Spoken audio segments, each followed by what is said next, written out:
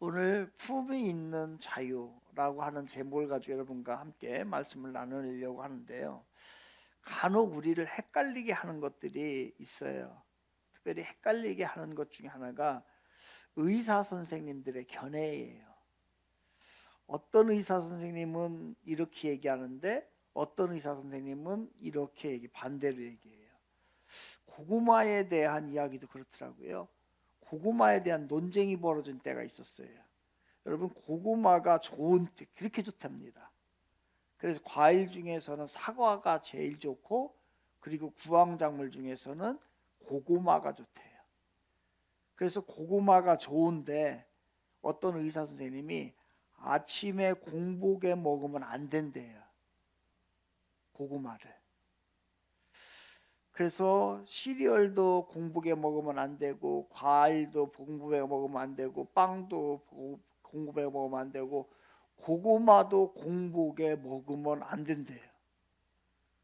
그런데 어떤 한 의사 선생님이, 한의사의 이분은, 이 한의사 선생님이 그 영상에 대해서, 그 논리에 대해서 반대 입장을 얘기했어요. 뭐라고 얘기를 했냐면요, 공복에 먹지 말라고 하는 거, 고구마를 먹지 말라고 하는 것은 잘못된 정보입니다. 그러면서 타이틀이 뭐냐면은 고구마는 죄가 없습니다 라는 뜻이에요. 고구마가 뭔 죄가 있어요? 먹는 우리가 문제지. 그래서 그 영상이 올라와 있더라고요. 고구마는 죄가 없어요. 고구마는 죄가 없어요. 여러분, 로마 시민권은 죄가 없어요. 로마 시민권을 사용하느냐 안 하느냐는 중요한 문제가 아니라고 얘기를 했습니다. 그것은 아주 사소한 문제예요. 특권이죠. 로마 시민권을 가지고 있다는 것은 특권이에요. 그러나 그것을 특권을 가지고 있다 안 가지고 있다, 이건 중요한 문제가 아니란 말이에요. 로마 시민권이 뭔 문제가 있어요?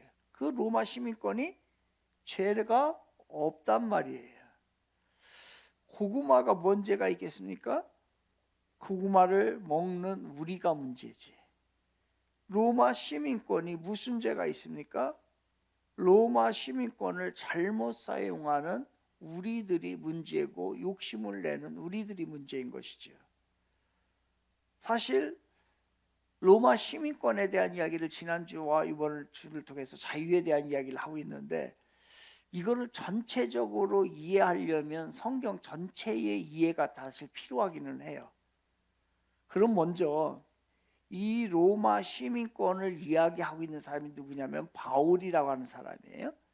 그 바울이라고 하는 사람의 로마 시민권에, 바울의 태도에 의해서 우리는 조금 더 봐야 될 게 어디냐면 로마서라고 하는 것을 볼 필요가 있어요. 이 로마서는 로마에 보낸 편지예요. 사도 바울이 로마라고 하는 사람들에 의해서 복음을 제시한 거예요. 그게 바로 뭐냐면 로마서예요. 그 당시에 사도 바울은 로마서에 가장 중요하게 여겼던 게 뭘까? 그 로마에는 아직 기독교인들이 없지요. 그러나 세상적으로는 발달되어 있는 그러한 세계의 로마의 사람들에게 전해주고 싶었던 것은 뭐냐면요, 기독교의 기본 핵심이에요. 그리고 기독교의 가장 중요한 교리를 설명해 주려고 지은 책이 뭐냐면 로마서예요. 그럼 그게 뭘까? 가장 신앙의 기본이고 핵심이 되는 건 뭘까?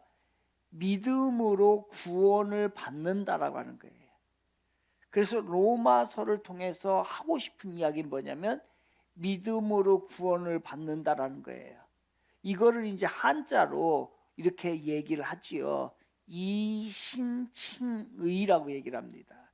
그러니까 이신, 믿음으로, 칭의, 의롭다, 칭함을 받는다는 거예요. 그러니까 믿음으로 구원을 받는다는 거예요.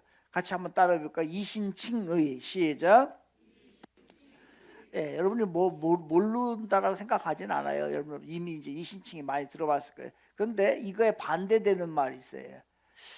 믿음으로, 내가 하나님을 믿음으로 하나님의 아들이 우리의 구세주임을 믿음으로 구원을 받는다는 것은 이 신칭의예요. 근데 거기에 반대되는 건 뭐냐면 인간의 노력으로, 인간의 행동으로 구원을 받는다라고 하는 것은 반대로 상식으로, 이제 신앙 상식인데요, 이건 이행칭의예요. 행동으로 의로움에 이른다라는 얘기예요. 이건 이제 천주교를 비롯한 이런 데서 다른 종교들은 이행칭의예요. 근데 우리는 그게 아니고 성경 전체적으로 보면은 이신칭의를 얘기합니다. 그런데 이게 이제 로마서에서 사도 바울이 이야기하는 것을, 전통적으로 이야기했던 것은 뭐냐면 바로 믿음으로 구원받는다, 이신칭의를 이야기하고 있는 거예요. 그런데 최근에 이제 이 로마서에 대한 새로운 제안들이 발생을 합니다. 종전에는 이신칭의 교리, 그 믿음으로 구원받는다라고 하는 관점으로 로마서를 받아들였어요. 저도 그렇게 생각을 합니다. 지금도 저는 그렇게 생각을 해요. 많은 사람들이 그렇게 생각을 해요. 그런데 이에 대한 반작용으로 로마라고 하는 제국주의를 전복시켜야 한다. 거기에 어떠한 반제국주의적인 관점으로 이 로마서를 봐야 한다. 그래서 이 로마서를 통해서 또 그 시대의 그리스도인들은 그 로마를 향하여 투쟁을 해야 한다라고 생각하면서 요즘에 그러한 관점으로 보는 사람들이 있어요. 여러분 생각은 어떠세요? 초창기에 아무도 예수를 믿지 않고 로마가 지배하는 세상입니다. 그때에 그들에게 복음을 전한다라고 할 때에 여러분 어떠한 방법으로 하시겠어요? 투쟁적인 방법으로 나가서 반제국주의로 나가서 하겠습니까? 아니면은 복음의 진리를, 그것을 하나하나 일일이 가르치겠습니까? 여러분 뭐가 맞다라고 생각을 해요? 그래서 요즘에는 어떠한 착취, 폭력, 권력의 그런 것에 대항해서 하나님의 백성들로 하여금 그것에 대한 거부권을 강하게 행사를 해야 한다라고 생각하는 사람들이 있었단 말이에요. 그런 부류예요. 오늘날도 마찬가지예요. 이거 가벼운 이야기 아닙니다. 교회와 세상의 관계 속에서 교회가 지금도 세상을 향해서 투쟁을 해야 한다. 나가서 이 잘못된 것에 대해서 폭력적으로 나가야 되고 대항해야 되고, 반국가적으로, 때로는 국가가 잘못했을 때 반국가적으로 나가야 된다라고 하는 것이 맞아요? 아니면 우리가 정말로 한 사람 한 사람을 믿음으로 그 사람을 세워서 이 사람들을 변화시키는 것이 맞다라고 생각을 해요? 이게 오늘날도 논쟁의 대상이 되는 거예요. 그런데 이 로마서는 그러니까 어떤 상황이냐면 하나님이 인간에게 구원을 베푸신 수직적인 관계를 그동안에 이야기한 거예요. 그런데 그게 아니고 이 수평적으로 정의, 이 땅에는 정의가 세워져야 된다라고 하면서 정의, 저스티스를 굉장히 강조하면서 이 로마서를 읽는 사람들이 있었다. 이제 제안을 한다는 얘기예요. 그래서 로마서의 강조점은 죄인을 위한 하나님의 믿음, 그것이 아니라 이제 투쟁적인 정의롭게 살 것을 이야기하는 것입니다. 그래서 그 로마 제국의 질서를 전복시키고 그러한 관점으로 이제 쓴 책이 바로 이제 두꺼운 책인데 로마서를 해체하다라고 하는 책이에요. 이게 그러한 관점으로 쓴 책이에요. 이게. 여러분들은 어떻게 생각하세요? 여러분은 어떻게 생각하세요? 저는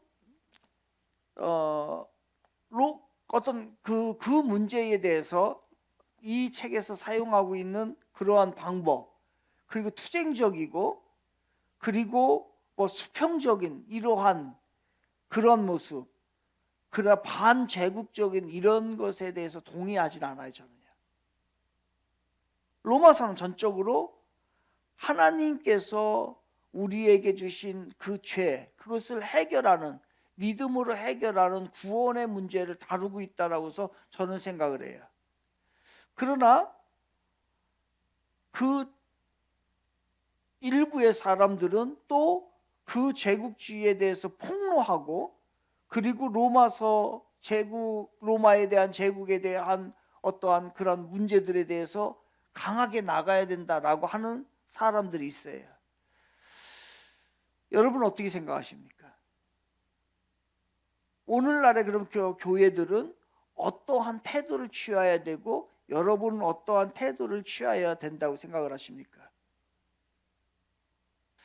로마서라고 하는 화면에는, 이 로마서라고 하는 화면에는 악이 가득 찹니다. 그렇지만 아직 그 사람들이, 그 연약한 믿음의 사람들이 아직 초기이기 때문에, 연약한 사람들이 믿음의 투쟁으로 나갔을 때에 그것을 이겨나갈 수 있었을까? 반제국적인 모습으로 나갔을 때 이겨나갈 수 있었을까? 라고 하는 것을 우리는 고민을 해봐야 돼요. 그래서 우리는 로마서를 봐야 되고, 제가 처음에 얘기할 때에 성경 이 로마 시민권, 단순한 로마 시민권이지만 이 로마 시민권을 이해하기 위해서는 성경 전체를 이해해야 된다고 했어요. 그런데 여기에서 이제 성경 끝나지가 않아요. 그래서 성경은, 로마서는 중간 정도에 마태복음, 마가복음, 누가복음, 요한복음, 사도행전, 그리고 로마서가 나와요. 그럼 성경은 여기에서 끝나지가 않고 쭉 가다 보면 바울의 서신들이 나오고 일반 서신들이 나온 후에 뭐가 나오게 되냐면 요한계시록이 나와요. 악의 세력들이 있는 이 세상 가운데서 이제 요한계시록은 어떠한 입장을 취해야 될 것을 이야기하느냐면요, 세월이 흘렀어요. 로마서는 AD 57년경에 쓰여진 것으로 보여요. AD 그러니까 50년경에. 그리고 나서 한 50년이 흘렀어요. 50년이 흐르고 난 후에 쓰여진 건 요한계시록 마지막이에요. 그러니까 AD 100년경에 쓰여요. 그러니까 세월이 흘러서 로마서의 그 처음의 믿음에 대한 이야기를 하고 난 후에 50년이라는 세월이 흘러서 요한계시록은 여전히 로마라고 하는 시대에 그 박해와 그리스도인들이 힘든 상황이 여전히 지속되고 있는 거예요. 그때에 그러면 로마서에서는 믿음으로 구원에 이릅니다, 초창기에 이야기했지만 이제는 요한계시록에서는 그렇게 이야기하지 않아요. 요한계시록에서는 이제는 그 악의 세력, 마귀의 세력에 대해서 노골적으로 드러내는 시점이 온 거예요. 그렇기 때문에 로마서는 요한계시록은 이제 노골적인 투쟁을 강하게 하다 보니까 어떤 때는 어떤 사람들은 요한계시록을 읽으면 무섭다라고 하는 이야기가 거기서 나오게 되는 거죠. 악의 세력과 싸워야 될 시점이 된 겁니다. 그러니까 이게 이제 성경의 전체적인 구조예요. 로마서는 아직까지, 로마서의 시대는 아직까지 그 투쟁을 해야 될 상황이 안 되었던 거예요. 그러나 그렇다고 해서 계속해서 그러한 모습으로 가는 것이 아니고, 이제 세월이 50년 흘러서 어느 정도 되었으니 이제 요한계시록에 가서는 그 반제국주의, 악의 세력들, 마귀의 세력들에 대해서 투쟁적인 모습을 보여줘야 한다라고서 요한계시록에서 이야기를 하고 있습니다. 그러면 이제 여기서 성경의 전체적인 이야기를 제가 말씀을 드렸어요. 그럼 여기에서 이제 다시 우리 로마 시민권으로 다시 와보자고요. 사도 바울이 로마 시민권을 대단한 것으로 여기지 않았고, 그렇다고 해서 하찮은 것으로도 여기지 않았어요. 필요할 때는 사용하고 필요하지 않을 때는 로마 시민권을 사용하지 않았어요. 그러면서도 사도 바울은 이 로마 시민권을 사용하면서 한 번도 허세를 부리지 않아요. 나 로마 시민권 가지고 있는 사람이야? 라고 하면서 그 로마 시민권은 다른 사람은 갖지 못한, 자기는 나면서부터 나보니까 부모님을 잘 만나가지고 자기가 로마 시민권을 가지고 있는 거예요. 그것에 대해서 허세를 부리고 그것에 대해서 자랑을 하고 그것에 대해서 어떤 자기 특권의식을 넘어서 선민의식을 넘어서 자기 자신을 자랑하는 그러한 모습으로 한 번도 비춰지지 않아요. 그리고 로마 시민권을 또 가지고 있는 사람, 우리는 어떤 이는 로마 시민권을 가지고 있는 사람이 있는가 하면 로마 시민권을 가지고 있지 않은 사람도 있어요. 그리스도인이면서. 그런 사람들, 가지고 있지 않은 사람들은 절대로 그 로마 시민권을 가지고 있는 사람을 부러워하지도 않아요. 이게 전체적인 이야기라는 거예요. 그래서 이 로마 시민권은 오늘날로 말하면 특권이고 오늘날로 말하면 여러분이 가지고 있는 그 힘이에요. 힘. 모두가 다 로마 시민권을 가지고 있는 거예요. 이런 특권에 대해서 우리가 가지고 있는 힘에 대해서 우리의 자세는 무엇이라고요? 우리의 자세는 흐르는 자유가 있어야 된다는 거예요. 흐르는 자유가. 그러니까 있으면 당당하게 잘 사용하면 돼요. 없으면 그거 다른 사람이 가지고 있는 거에 대해서 뭐 부러워하고 나도 저렇게 해야지 라고 하면서 죄를 지어서라도 그것을 성취하려고 해서는 절대로 안 되는 거예요.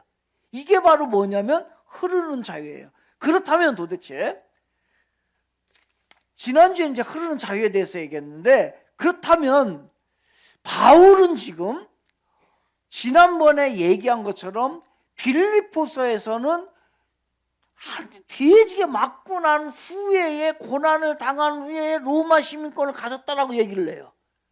그런데 예루살렘 로마권을 가지고 나중에는 오늘 22장에서는 처음부터 나 로마 시민권을 가지고 있다라고 얘기를 해요.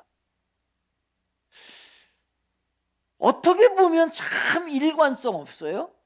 어떻게 보면 참 주관도 없는 사람처럼 보여요. 그런데 그렇다라고 하면은 이 바울이 로마 시민권을 가지고서 지금 절묘한 줄타기를 하고 있는 거예요. 언제 사용할까? 이렇게 넘어졌을 때는 어떻게 작대기를 이쪽으로 할까? 이러한 아주 절묘한 줄타기라는 거라고 했죠. 그래서 신앙인은 뭐냐면 줄타기를 하는 거라고 했습니다. 그렇다면 바울은 그렇게 똑똑한 사람이고 정말로 예수님 다음으로 훌륭한 사람이고 이 사람만큼 그 시대에 뛰어난 사람이 없었는데 행동 하나도 경솔하게 하는 사람이 절대로 아닌데 이 로마 시민권을 이랬다 저랬다 사용하는 이유는 뭘까? 오늘 이 이야기를 하려고 하는 거예요. 사도 바울에게는 우리가 보기에는 주관이 없고 획일적이지 않고 원리와 원칙이 없는 삶으로 살아가는 것 같지만 사도 바울은 분명히 로마 시민권을 사용함에 있어서 기준이 있었다는 거예요. 분명한 기준이 있어요. 그 기준을 찾는 거예요. 그러면 여러분 지금 이제 이야기하려고 하는 게 뭐예요? 여러분 우리는 흐르는 자유가 있어요. 그거를 사용해도 되고 안 사용해도 되고 이때 사용해도 되고 저때 사용해도 돼요. 이거는 우리에게 있는 흐르는 자유예요.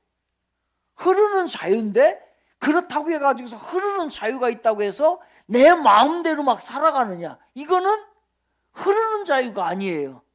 그 흐르는 자유에도 기준이 있고 원칙이 있고 원리가 있는데 자기 마음대로 살아간다는 것은 자유가 아니라 방종이에요. 그러면 사도 바울은 방종을 하면서 살았을까? 아니면 그 흐르는 자유를 하면서 기준이 있었을까? 예, 분명한 기준이 있어요. 그러면 그 행동의 기준이 뭘까? 제가 여러분에게 묻겠습니다. 여러분, 우리는 나름대로의, 여러분은 나름대로의 힘이 있어요. 그러면 그 힘을 사용하는 기준은 뭐예요? 뭐가 기준이 되어서 여러분의 삶을 움직입니까? 여러분은 여러분의 시간을 어떠한 기준에 의하여서 사용하고 있습니까? 이 소중한 생명을? 사도 바울은 이랬다 저랬다 한 게 아니에요. 기준이 있었단 말이에요. 여러분은 여러분의 물질을 사용하는 데 있어서 어떠한 기준에 의해서 사용합니까? 기준이 있습니까? 여러분은 나름대로, 우리는 권력이라는 거 하는 걸 나름대로 가지고 있어요. 그 권력을 사용할 때 여러분은 어떠한 기준을 가지고서 사용하느냐 이거예요. 이 성경 전체와 로마 시민권을 통해서 하나님이 사도 바울을 통해서 우리에게 보여주고 싶은 것은, 분명한 것은 그가 이랬다 저랬다 하는 게 아니에요. 원칙 없이 움직인 것도 아니고 일관성 없이 움직인 게 아니에요. 분명한 기준이 있기 때문에 그 기준에 의해서 움직였다는 거예요. 우리가 보기에는 그게 아닌 것 같은데,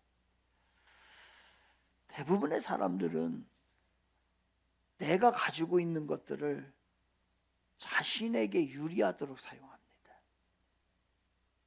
이게 여러분의 기준일 거예요. 나를 위해서,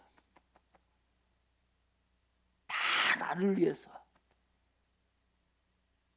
하지만 하나님이 우리에게 원하는 삶은 뭘까? 그리스도인은 달라야 한다는 거예요. 그게 자기를 위해서 무엇이든지 간에 자기를 위해서 하면 그 이상으로 넘어가야 된다는 거예요. 달라도 조금 다른 것이 아니라, 여러분, 우리 그리스도인들은 많이 달라야 돼요. 우리 청지기 교인들은 달라야 돼요. 달라도 많이 달라야 돼요. 딱 보면 알아야 돼요. 딱 보면 분간이 돼야 돼요.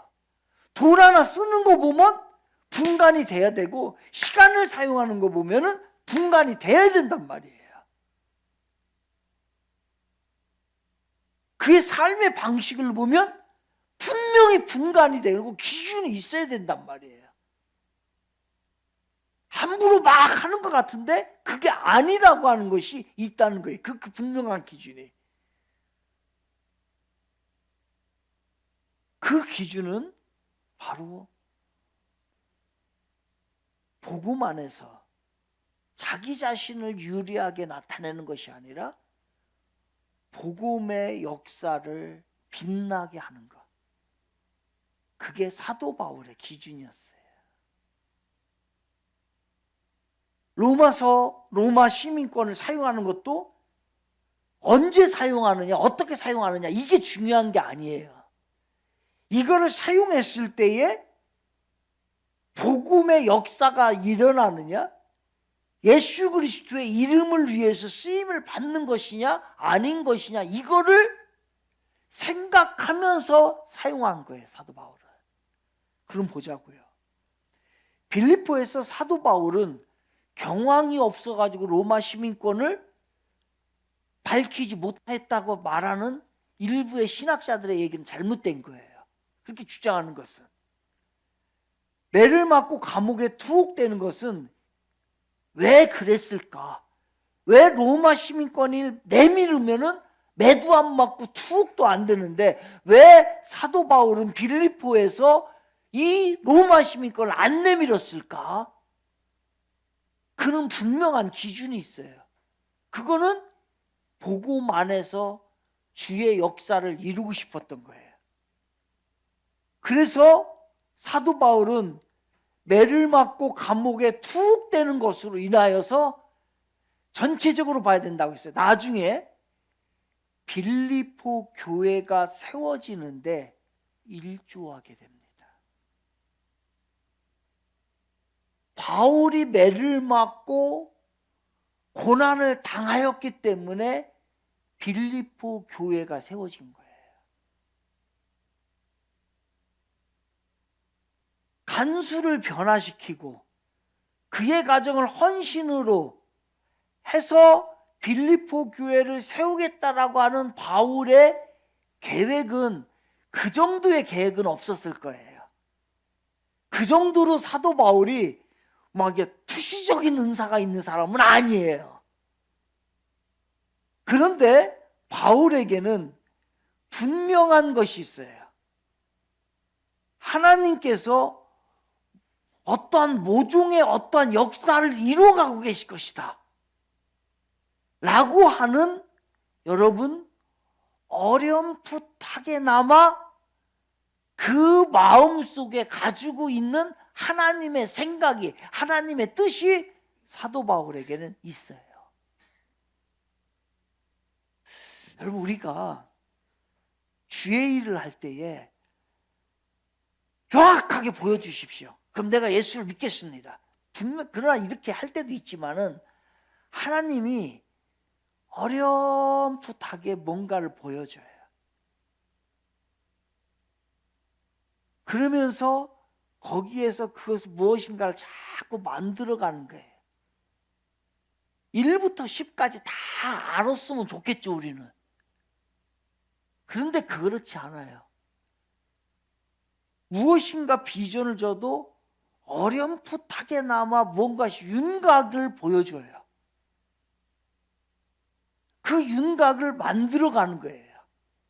그러기 위해서 사도 바울이 계속해서 보니까 하나님께서 나에게 향한 무슨 비전이 있고 빌립보 교회를 세우고자 하자는 뭔가 있을 것 같은데, 이것을 이루기 위해서는 내가 어떻게 처신해야 되는가를 그가 알고 있었던 것이에요.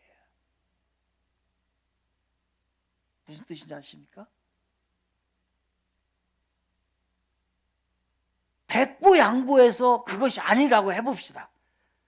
그런다 할지라도 최소한 사도 바울의 일행은 이방인들로 둘러싸여 있는 빌립보에서 지나치게 로마 시민권의 특권을 이용하려고 하는 마음은 최소한 없었다는 거예요.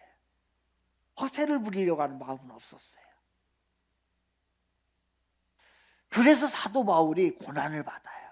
매를 맞고. 그것이, 고난을 받는 것이 복음의 전진을 위해서 유익이 될 거라고 하는 그 윤곽이, 어렴풋한 복음에 대한 윤곽이 사도 바울에게는 있었던 거예요. 그래서 맞자, 고난을 당하자 라고 판단했던 거로. 그런데 사도 바울의 판단이 기가 막히게 적중합니다. 그럼에도 불구하고 나중에는 이제 매를 직접 맞고 감옥에서 생활하고 난 후에 로마 시민권을 그때서야 내밀어요. 왜요? 자기는 빌립보 교회를 세워놓고 떠나야 돼요. 그런데 그 로마 시민권을 내민 이유는 빌립보 교회를 보호하기 위해서. 나중에라도 함부로 사람들이 할까봐, 이거 로마 시민권을 나면서부터 가지고 있는 내가 세운 교회야. 그러니까 내가 떠나더라도 함부로 이 교회를 건드리면 안 돼 라고 하는 그 마음이 사도 바울에게 있었던 거예요.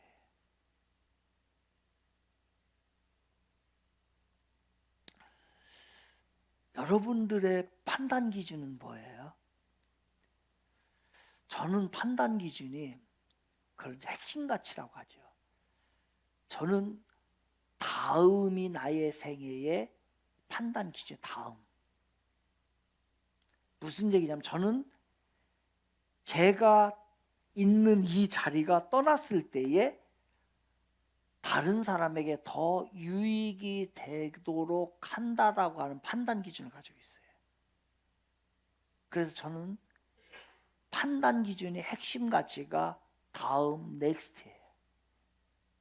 저는 우리 청지기 교회가 제가 목회할 때보다도 다음 목회하는 사람이 더 부흥이 되었으면 좋겠다라고 하는 것이 저의 마음이에요. 그래서 제가 할 수 있는 데까지만 해놓으려고요. 그래서 저는 다음이에요. 내가 앉았던 자리가 다음 사람이 앉을 때에 되도록이면 앉을 수 있도록 만들어 놓고 떠나는 것이 맞다라고 생각을 해요. 그래서 제 습관 중에 하나가 자꾸 휴지를 줍는 것 중에 하나가 그거예요. 그게 보여요, 저는. 이상하게. 그래서 담배꽁초 있으면 담배꽁초 여기서 막 줍고, 뭐 찌라시 같은 거 떨어져 있으면 막 줍는 이유. 그 다음에 내가 이렇게 교회에서도 내가 있었던 자리가 떠난 후에 깨끗했으면 좋겠어요. 다음. 저는 이 세상에서의 삶보다도 다음 세상의 삶에서 더 잘 살고 싶어요. 그래서 이 세상에 모든 것을 투자한다 하더라도 전 아깝지가 않아요. 왜? 넥스트, 다음이 있기 때문에. 이게 저의 핵심 가치예요. 빌립보에서는 고난 후에 로마 시민권을 사도 바울이 사용을 해요. 왜? 자기가 떠난 후에 다음에 그 로마 빌립보 교회를 보호하기 위해서예요.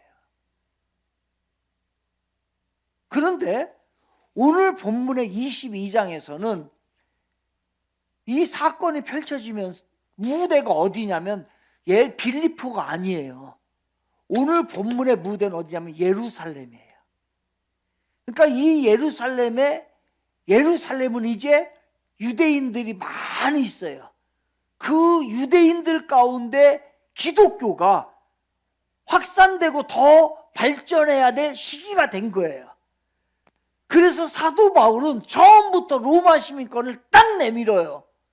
왜? 기독교가 그 수많은 사람들에게 위로가 되길 원하고, 그리고 당신들은 그 믿음을 지켰던 거, 하나님을 섬겼던 것은 절대로 패배자의 모습이 아닙니다 라고 하는 걸 당당히 보여주기 위해서 바로 로마 시민권을 내밀어요. 즉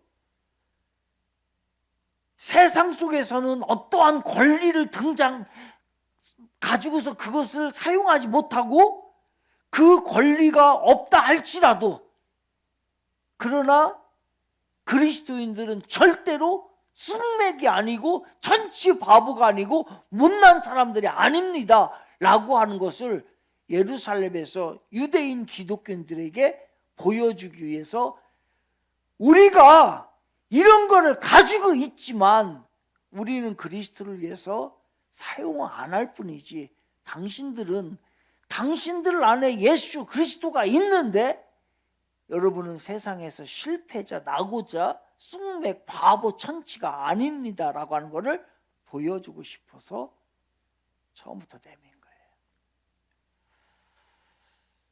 예를 들어서 이런 거죠. 여러분, 교회 이렇게 여기가 주차했잖아요. 여기 주차하는데 다 똥차만 있다고 해봐요. 아니, 생각을 해봐요. 여기 우리 교인들이 차를 타고 오는데 다 똥차만 있다고 생각해봐요. 그러면 안 믿는 사람들이 뭐라고 하겠어요? 교회 오고 싶을까요? 안 오고 싶을까요? 아, 교회 다니면 나도 똥차 끓여야 되겠구나 라고서 오고 싶은 마음이 없을 수도 있어요. 그런데 또 여기에 교회의 청지기 교인들이 다 외제차만 다 끌고 와. 그럼 사람들이 뭐라고 할까요? 야, 나같이 가난한 사람은 저기 교회 못 가겠는데? 라고 할 거예요. 그렇다고 한다면 교회 주차장에 차는 어떤 차가 있어야 돼요? 외제차도 있어야 되고, 이런 차도 있어야 되고, 똥차도 있어야 되고, 모든 차종이 다 있어야 되는 거예요. 그래야 그 사람들이 아, 여기는 이런 사람도 있고 저런 사람도 있고 저런 사람도 있구나라고서 생각을 하고 교회에 나오게 되는 거예요. 그래서 여러분, 차가 두 대면 한 주는 외제차 타고 오고 한 주는 똥차 끌고 오고, 이걸 교대로 와야 돼. 그게 나쁜 게 아니에요. 생각해 보세요. 이게 바로 사도 바울이 로마 시민권을 사용하는 거예요. 여러분, 우리 청지기 교회에 청년들, 학생들이 공부를 꼴찌 하는 애들만 온다. 그럼 여러분, 우리 애들을 여기에 보내고 싶겠어요? 안 보내고 싶겠어요? 청지기 교회 가면 공부 꼴찌 하는 애들만 있어 라고 하면 여기에 안 보내요. 근데 청지기 교회 가면 공부 잘하는 애들만 있어 라고 하면 이것도 주눅이 들어요. 그래서 교회는 서울대 다니는 애, 카이스트 다니는 애, 연대 다니는 애, 고대 다니는 애, 다 충남대 뭐 이게 다 있어야 돼요. 그래야 사람들이 어우러지고 거기서 제대로 되는 거예요. 이게 로마 시민권을 사용하는 것이에요. 이제 우리의 적용에 대해서 알아봅시다. 우리들의 이제 여러분이 가지고 있는 특권은 뭐예요? 바로 복음과 하나님 나라의 유익이 되느냐 안 되느냐 문제예요. 로마 시민권은 오늘날로 말하면 하나님이 주신 축복이고 은혜고 구원이고 성도고 선택받은 백성을 말하는 것이 로마 시민권입니다. 그렇다면 우리 안에는 뭐가 있어야 돼요? 자존감이 있어야 돼요. 그것이 자존감이 있는 사람이 누리는 삶, 그게 바로 뭐냐면 품이 있는 자유예요. 같이 시작. 품이 있는 자유. 이게 품이 있는 자유예요.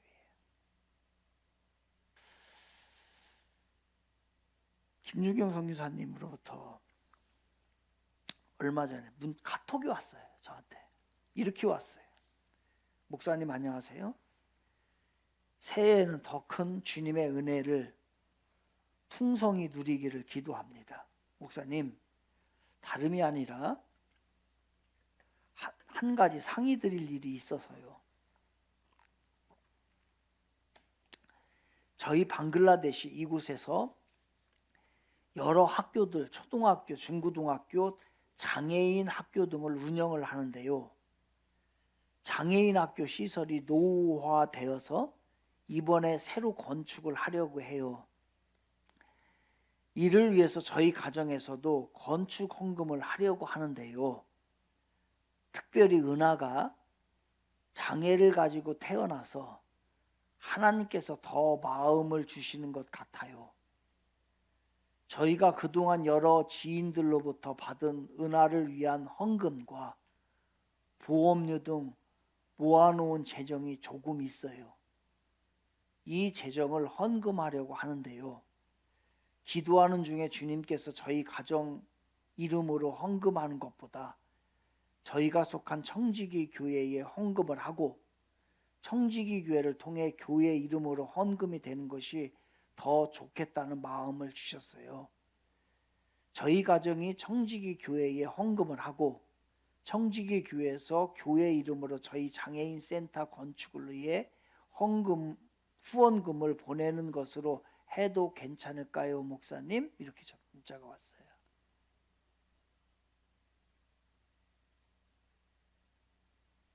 제가 아직 답을 안 했어요. 답을 안 한 이유는 좀 많은 생각이 있었어요. 많은 생각이 있었어요.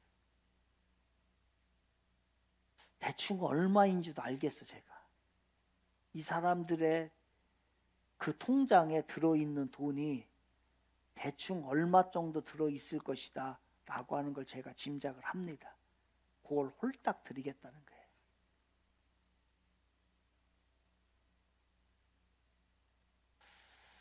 아직 답은 안 해요. 그런데 이런 생각이 드는 거예요. 김준경 선교사님의 가정, 이들의 삶의 기준은 뭘까?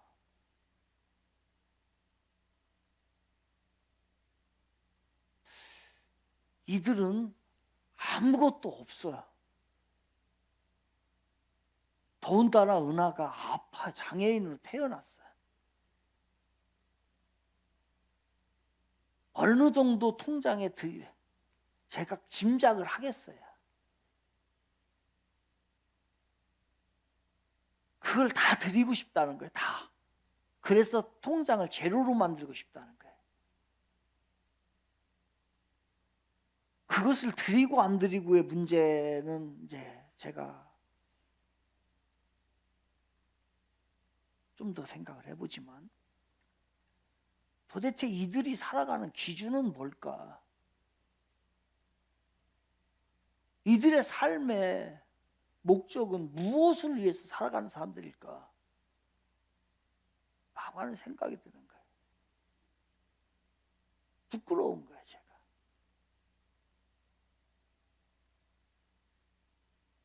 (3월) 첫 주에 제가 이제 태국 방콕에 선교 대회가 있어요. 그래서 한 100여 명의 이제 한인 선교사들과 현지 선교사들이 오는데, 제가 이제 순서가 있고 거기서 해야 될 일이 좀 있어가지고서 제가 거기를 좀 다녀와야 됩니다. 5, 6, 7일 날 있어요. 그리고 난 후에 이제 들어왔다가 은하가 방글라데시를 간다는 거예요. 그랬다가 다시 2달 후에 다시 들어와야 되는데 보청기를 끼야 된답니다. 이 아이가 기가 안 되니까. 그런데 전부터 은하가 방글라데시 갈 때 제가 꼭 데리고 가야 되겠다, 이 마음을 제가 오래전부터 먹고 있었어요. 그래서 혼자는 내가 절대로 못 보낸다. 그 엄마랑 둘이 가겠지만. 그래서 물어봤어요. 가족 중에서 누가 가는 사람이 있냐고. 그랬더니 없대요. 잘됐다. 내가 데리고 가겠다. 내가 손으로 방글라데시에다가 갖다 놓고 오겠다. 처음이니까. 그래서 제가 그 방콕에 갔다가 7일 날 방글라데시로 가는데, 또 이 은하가 상태가 안 좋으니까 계속 여행을 하고 가면 어려울 것 같아서, 차라리 그러면 방콕에 같이 가자. 여기 청주에서 가면 되니까. 그래서 제 아내랑 사모님이랑 은하랑 4시 출발을 해서 방콕에서 있다가 호텔에서 조금 있다가 좀 회복이, 이제 은하가 조금 더 피곤이 가시면은 그때의 방글라데시를 제가 데리고 갈 작정으로 지금 스케줄이 그렇게 나오고 있습니다. 가서 이제 좀 얘기를 하려고 해요. 근데 여전히 퀘스천이에요. 이들의 삶의 기준은 뭘까? 그 상황에서도, 그러한 여러 가지 상황에서도 기준으로 삼는 게 뭘까? 맞아요. 복음 안에서 예수 그리스도를 위한 삶이에요. 이거에 절대적으로 흔들리지 않아요.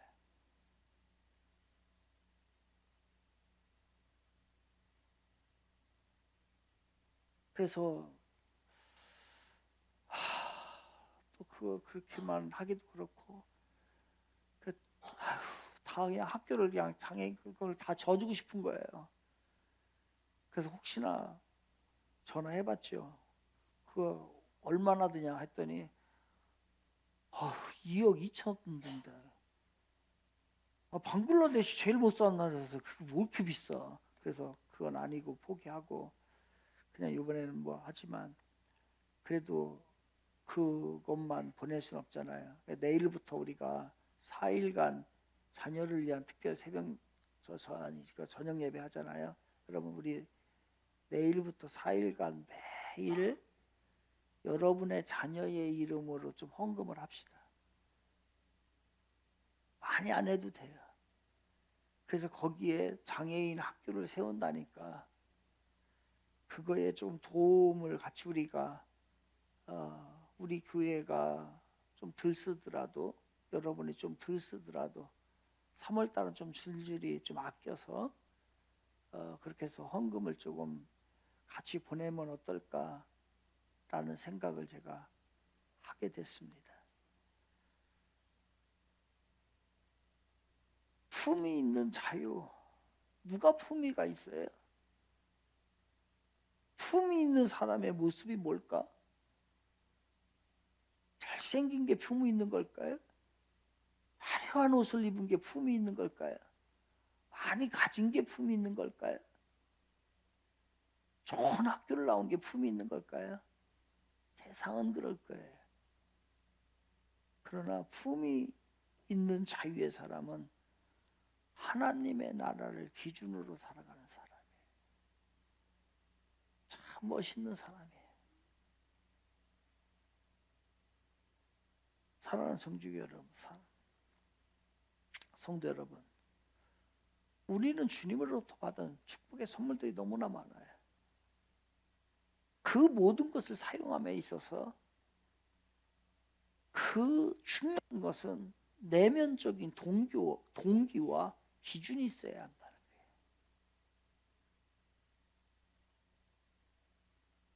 자랑이 아니라 오직 주님을 드러낼 수 있는 것.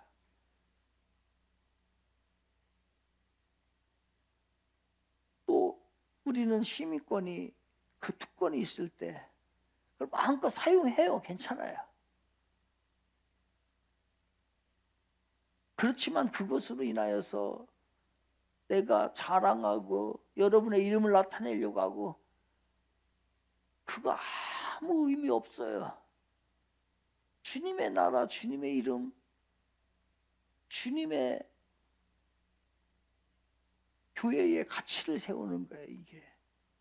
이게 품위 있는 사람의 자유예요. 얼마나 품위가 있어요. 로마 시민권을 가진 사람보다 존귀한 우리는 하늘 시민권을 가졌잖아요. 로마 시민권은 유효기간이 있어요. 그러나 하늘의 시민권은 유효기간도 없어요. 영원토록 사용할 수 있는 거예요.